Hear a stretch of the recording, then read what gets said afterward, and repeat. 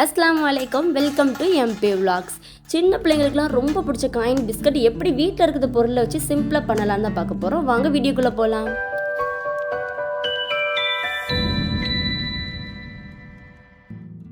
முதல்ல பிஸ்கட் பண்ணுறதுக்கு 50 gram butter எடுத்துக்கோங்க. என்கிட்ட 100 கிராம் பட்டர் இருந்துச்சு, இப்போ நான் அதில் 50 கிராம் எடுத்திருக்கேன். உங்கள்கிட்ட பட்டர் இல்லைன்னா ஒரு 4 டீஸ்பூன் நெய் சேர்த்துக்கோங்க. சேர்த்து நல்லா அந்த மாதிரி விக்ஸ் வச்சு மிக்ஸ் பண்ணி விட்டுறலாம். நல்லா மெல்ட் ஆனதும் ஒரு அரை கப் சுகர் அதோட சேர்த்துக்கிடலாம். பார்த்தீங்கன்னா நான் 100 கிராம் சுகர் சேர்த்துருக்கேன். இப்போ 2 முட்டை இதுக்கு சேர்த்துக்கிடலாம்.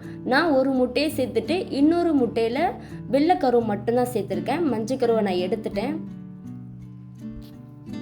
இப்போ இதோட 2 டீஸ்பூன் வெண்ணிலா எசன்ஸ் சேர்த்துக்கிடலாம். உங்ககிட்ட பைனாப்பிள் எசன்ஸ் இருந்தாலும் பரவாயில்ல, 1 டீஸ்பூன் சேர்த்தா போதும். நான் வெண்ணிலா எசன்ஸ் இருக்கிறதுனால 2 டீஸ்பூன் சேர்த்துருக்கேன். சேர்த்து இந்த விக்ஸ் வச்சு நல்லா மிக்ஸ் பண்ணி விட்டுருங்க. நம்ம போட்டிருக்க சுகர் எல்லாம் நல்லா கரைஞ்சிடணும், அந்த அளவுக்கு மிக்ஸ் பண்ணி விட்டுக்கிடணும்.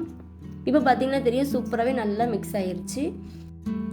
இப்போ பார்த்தீங்கன்னா ஒரு 125 கிராம் மைதா எடுத்திருக்கேன். அது ஒரு அலசலில் போட்டுக்கிடலாம்.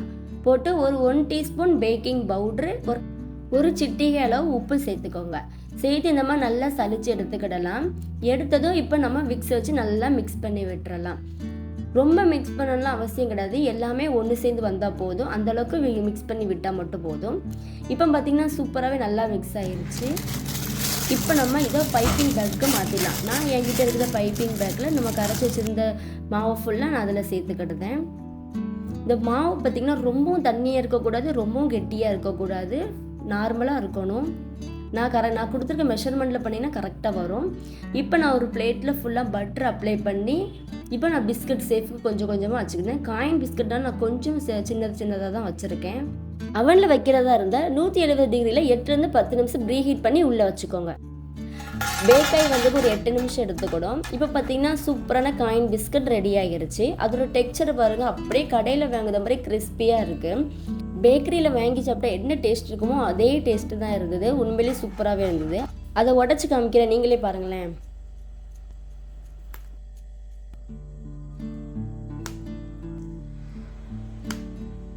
இந்த வீடியோ உங்களுக்கு பிடிச்சா மறக்காம வீடியோக்கு லைக் பண்ணிவிட்டு நம்மளோட சேனலை சப்ஸ்கிரைப் பண்ணி வச்சுக்கோங்க. தேங்க்ஸ் ஃபார் வாட்சிங்.